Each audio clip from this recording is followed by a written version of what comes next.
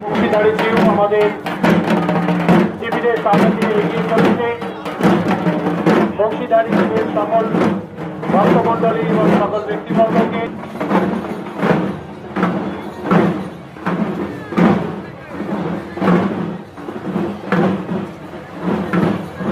দর্শনার্থীদের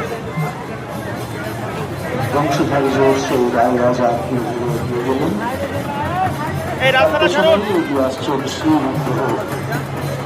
রাধা বংশীধারী জোর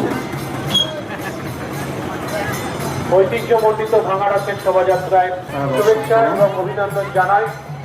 আমাদের এই শিবিরে উপস্থিত রয়েছে শান্তিপুর পৌরসভার পৌরপতি সম্মানীয় সুব্রত ঘোষ মহাশয়।